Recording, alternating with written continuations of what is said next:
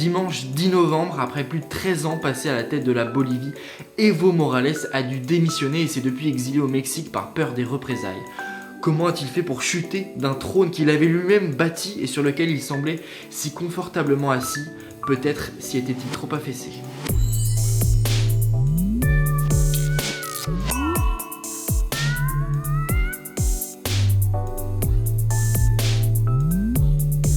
Bonjour à tous, j'espère que vous allez bien. Alors je sais, il n'y a pas eu trop de news, même pas du tout en fait durant tout le mois de novembre. Alors je suis désolé, j'ai pas mal bougé en fait.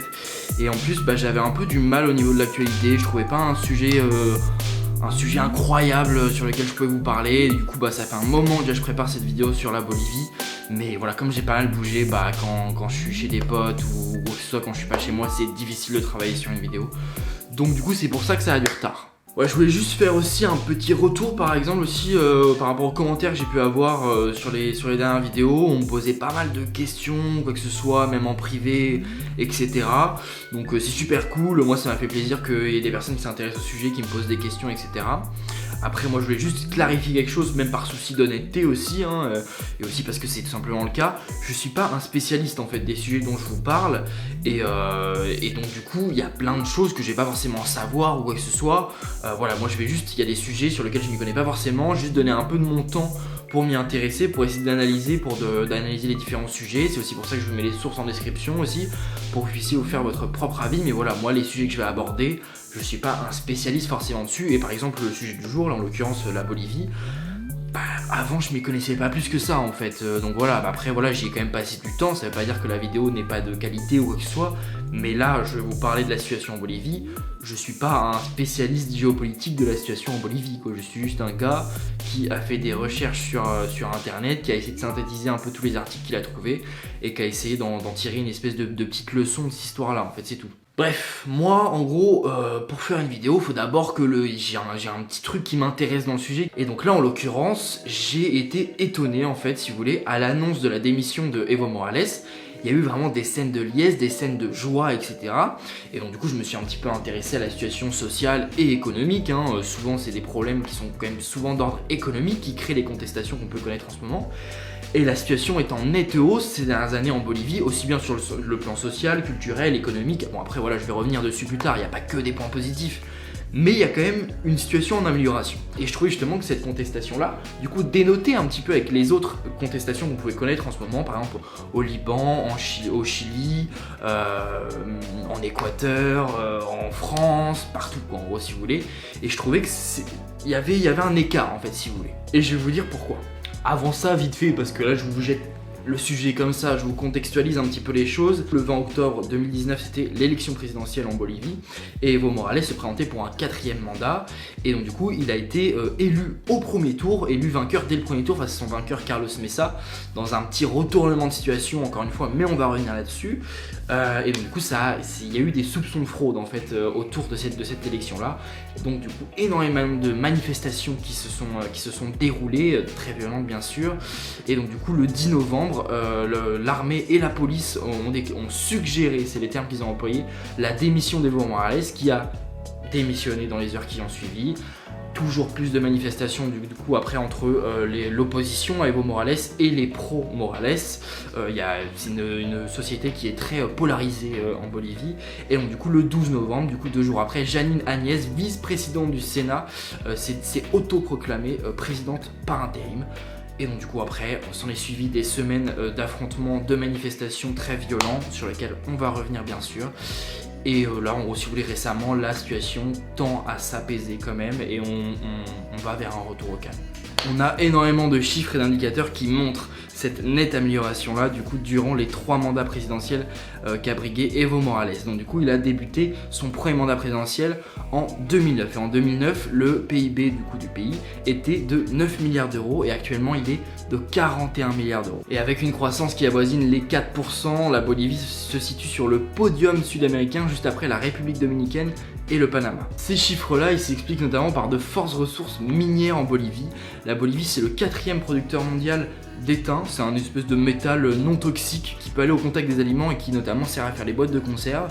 C'est également le 11e producteur mondial d'argent, mais surtout le premier secteur économique par excellence de la Bolivie, c'est les hydrocarbures et plus précisément le gaz naturel. La Bolivie est le 35e pays producteur de gaz naturel au monde. Et ça, c'est pas par hasard, c'est du fait de la politique d'Evo Morales qui a nationalisé les hydrocarbures dès son arrivée au pouvoir.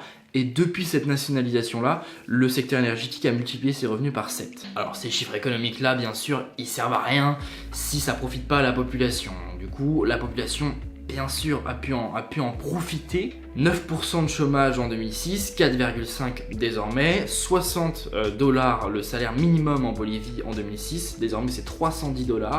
On a également les brèches entre les salaires féminins et masculins qui tend à se resserrer. On a des chiffres par rapport à la pauvreté, donc on avait 60% de la population qui vivait dans une situation de pauvreté relative, donc en 2006, et 36% dans une situation de pauvreté extrême. Et désormais, on a 16% de la population qui vit dans une situation de pauvreté extrême et 38% dans une situation de pauvreté relative. Ces chiffres-là, ils sont orchestrés par une redistribution des richesses et en l'occurrence les bonos. Alors ça, je voulais vous en parler, c'est quelque chose qu'on retrouve beaucoup en Amérique latine et au début je me suis dit c'est intéressant et tout etc. Et en fait c'est à peu près la même chose en fait que nos aides et nos allocations en France.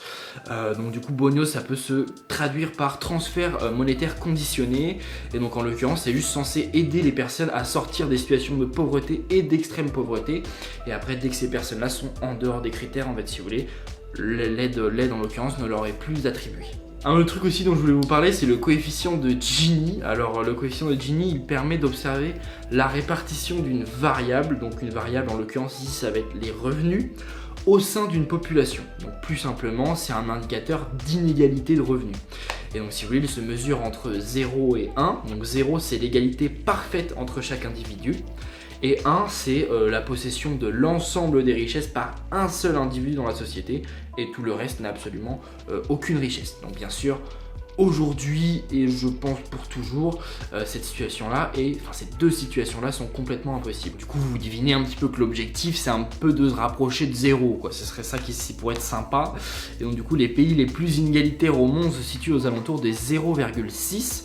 Et en 2006, la Bolivie faisait partie de ces pays les plus inégalitaires au monde. Actuellement, ils sont aux alentours de 0,45. Donc c'est quand même une amélioration notable en fait si vous voulez, même si après on est encore loin bien sûr des pays comme les pays nordiques notamment, encore une fois, qui sont aux alentours de 0,2.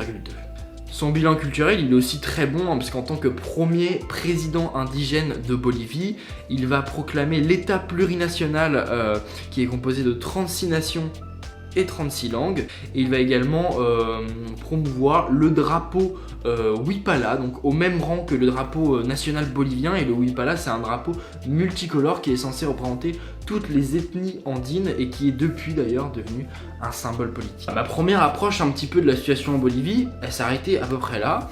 Et donc du coup après j'ai commencé à me questionner sur qu'est-ce qui a fait du coup justement cette démission. Première chose du coup évidente, qui est un petit peu la goutte d'eau, un petit peu comme on a eu, il y a souvent une goutte d'eau en fait si vous voulez dans une contestation, c'est souvent un ras-le-bol qui s'amoncelle comme ça, même si là j'avais pas réussi à le repérer et souvent il y a une goutte d'eau. Bon là c'est quand même une très grosse goutte d'eau parce que quand même c'est quand même un soupçon de fraude quand même à des élections présidentielles. Donc en gros on avait des résultats qui étaient sortis le dimanche et qui révélait qu'il y aurait sûrement un second tour en fait entre Evo Morales et son adversaire du centre droit, Carlos Mesa. Donc du coup on s'orientait vers un second tour. Lundi, on republie des résultats et là, boum, l'avance de Evo Morales a explosé en quelque sorte et on s'orienterait de plus en plus vers une victoire d'Evo Morales au premier tour. Et là, il n'en fallait pas plus, l'opposition allume alors le feu du soupçon. L'Organisation des États américains, qu'on appelle aussi l'OEA, s'est révélée très inquiète en fait de ces soupçons de fraude là et donc a mené une enquête. Et c'est cette enquête là qui a mis vraiment le feu aux poudres et qui a démarré toutes ces semaines de contestation malgré le fait qu'elle ne révèle aucune fraude mais des irrégularités.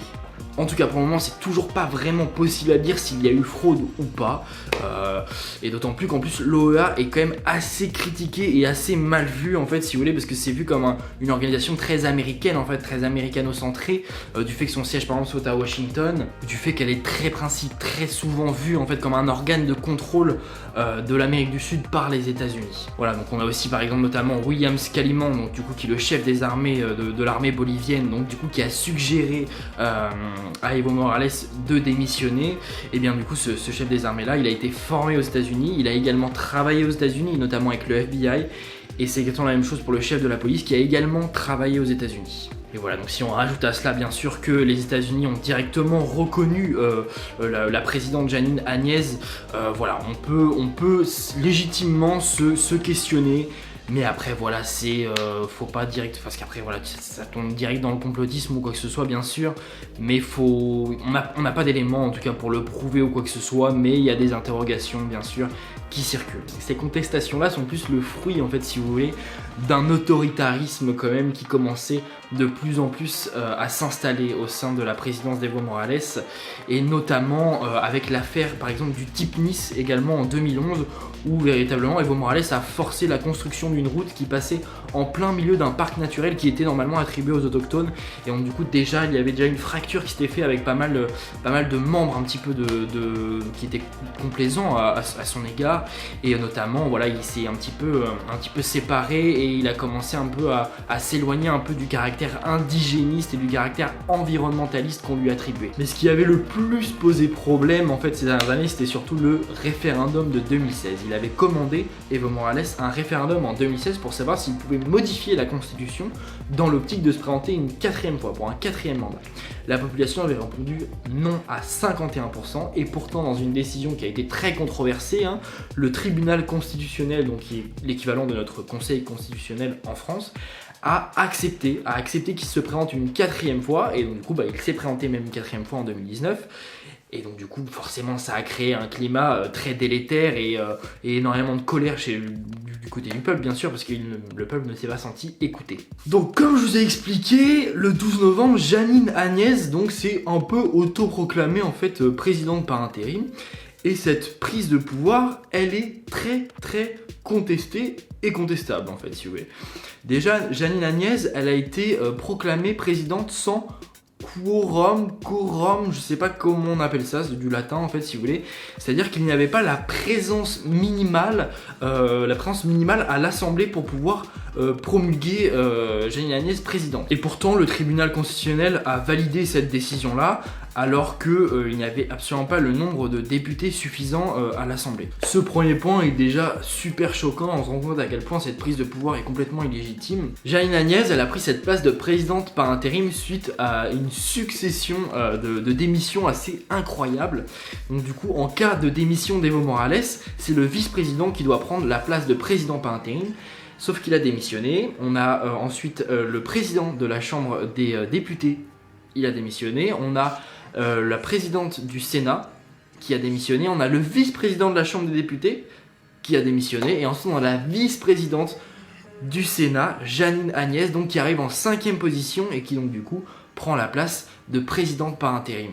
Alors, dans un premier temps, on pourrait trouver ça un petit peu cocasse, en fait, si vous voulez, cette vague de démission. Sauf que cette vague de démission, en fait, elle prend place suite à une répression très violente, en fait, qu'ont subi les membres du MAS, donc le mouvement de Evo Morales. On peut trouver des images très violentes, notamment une mairesse socialiste, donc du coup, qui a été sortie de force de son bureau de mairie, dont d'ailleurs cette mairie a été brûlée. Et donc du coup, on l'a recouverte de peinture rouge, on lui a coupé les cheveux, on l'a mis pieds nus et on l'a forcé à marcher sur 5 km sous les menaces et les insultes. Du coup, je vous repose la même question que je vous ai posée au début. Est-ce que cette vague de contestation, elle dénote avec le reste ? Eh ben non, parce que cette vague, elle répond à des dérives autoritaires qui commencent à être de plus en plus coutumières dans le monde entier. On peut prendre, et notamment d'ailleurs en fait en Amérique du Sud, on peut prendre les exemples donc des présidences socialistes de Maduro au Venezuela ou de Lula au Brésil, ou encore les présidences néolibérales de Piñera au Chili ou également de Moreno en Équateur. Toutes ces présidences-là, ces 4 présidences-là par exemple, sont des échecs du fait des dérives autoritaires et de la corruption. Que les gouvernements soient socialistes ou néolibéraux, le même problème demeure, et ce problème d'ailleurs commence de plus en plus à nous être familier. Alors plutôt que de se demander si c'est un coup d'état ou pas, ce que font tous les journaux français, eh bien on peut tout simplement observer les faits et surtout voir à qui ça profite. Et dans ce sens-là, je vais citer Marie-Christine Doran, qui est professeure à l'école d'études politiques de l'université d'Ottawa, et qui dit: Ce n'est pas l'usure du pouvoir ni un bilan tragique qui viennent de forcer la sortie d'Evo Morales. C'est le résultat d'une résistance de l'élite qui, depuis 13 ans, a perdu ses privilèges. Elle s'est radicalisée en passant par les mouvements de la droite religieuse évangélique. Et quand je vous dis d'observer les faits, on peut observer ce qui se passe autour de ce gouvernement intérimaire parce que c'est assez intéressant en fait si vous voulez. Après, même si c'est pas inscrit dans la constitution, un gouvernement intérimaire c'est censé gérer un petit peu les affaires courantes, apaiser la situation s'il y a une situation assez tendue et surtout organiser de nouvelles élections. Et le gouvernement de Jeanine Áñez, il surpasse complètement toutes ses missions en fait. Alors déjà, Jeanine Áñez, lors de son investiture, elle est arrivée au palais avec la Bible en déclarant que la Bible revenait au palais alors que l'État avait été déclaré laïque sous Evo Morales. Elle a composé un gouvernement donc, de droite et très conservateur et elle a pris plusieurs types de décisions qui n'ont absolument rien à voir avec les missions d'un gouvernement intérimaire. Par exemple, elle a reconnu Juan Guaidó, donc au Venezuela, donc qui est le candidat pro-américain. Donc voilà, ça rejoint un petit peu ce que je vous disais tout à l'heure avec le rôle un peu des États-Unis. Donc du coup, elle a déclaré qu'elle reconnaissait Juan Guaidó comme président vénézuélien. Elle a par exemple nommé un ambassadeur américain, ce qui n'était pas arrivé depuis 11 ans. Donc voilà, ces décisions-là n'ont rien à voir avec les décisions que devrait prendre un gouvernement intérimaire, en fait, si vous voulez. Et par exemple, par rapport aux élections qu'elle devait organiser avant le 22 janvier, bien si vous voulez, le 23 novembre, elle a voté une loi. Ils ont voté une loi qui laisse 6 mois supplémentaires à ce gouvernement intérimaire pour organiser de nouvelles élections. Donc voilà, elle prend des décisions qui n'ont pas vraiment grand chose à voir avec le gouvernement intérimaire, voilà, c'est pas vraiment des affaires courantes. Par rapport aux élections, il devrait avoir lieu au courant de l'année quand même 2020, mais pas avant le 22 janvier. Et ensuite, par rapport en fait à un retour au calme, et bien donc, du coup on a le décret 4078 qui a été voté le 14 novembre, donc soit 48 heures après l'arrivée quand même de Jeanine Áñez au pouvoir. Et ce décret-là, il exempte de toute responsabilité pénale les militaires qui ont intervenu dans les rues en cas de légitime défense ou en état de nécessité. Donc du coup, bien sûr, ce décret-là, il a fait scandale puisqu'il n'a pas du tout participé à calmer les choses. Au contraire, même, il a envenimé la situation avec des militaires bien plus décomplexés. Et aujourd'hui, en Bolivie, il y a eu plus de 34 morts. Ce gouvernement-là, même s'il prend toutes ses décisions, il n'en reste pas pour moins intérimaire. Et donc du coup, il y aura bien sûr un jour où il y aura des élections. Et c'est dans cette optique-là que je vais vous parler de Luis Fernando Camacho. Donc c'est un quarantenaire bourgeois issu de la bourgeoisie blanche de Santa Cruz qui est le bastion de l'opposition à Evo Morales et plus principalement au socialisme en fait si vous voulez. Et Luis Fernando Camacho, il a quasiment réussi à éclipser Carlos Mesa, donc du coup qui est quand même maintenant vu comme le favori pour être le prochain président bolivien étant donné qu'il a terminé deuxième aux élections du mois dernier. Mais Camacho de plus en plus commence à éclipser ce Carlos Mesa là. Le 10 novembre, par exemple, Luis Fernando Camacho, il est rentré au palais présidentiel avec une lettre de démission qui était adressée à Evo Morales et apparemment qu'Evo Morales n'avait plus qu'à signer, n'a qu'à parachever de sa signature.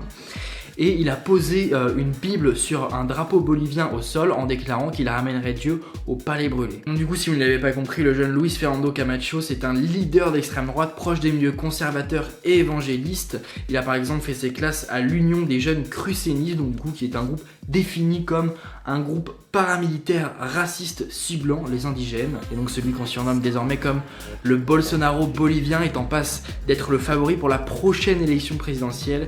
Et quand on se demande à qui ça profite, le problème commence de plus en plus à nous être familier. Voilà, merci d'avoir regardé cette vidéo. Si vous êtes toujours là, c'est que vous êtes vraiment des vrais parce que je pense que celle-là va être un peu longue.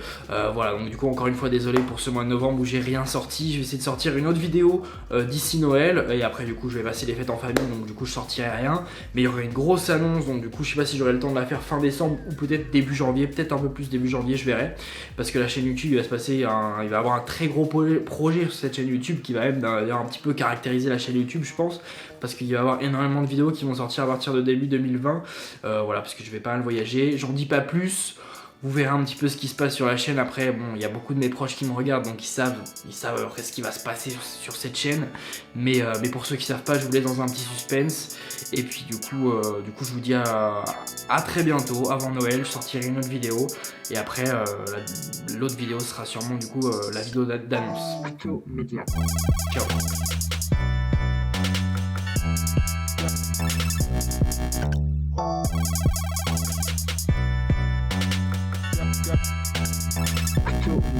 Go.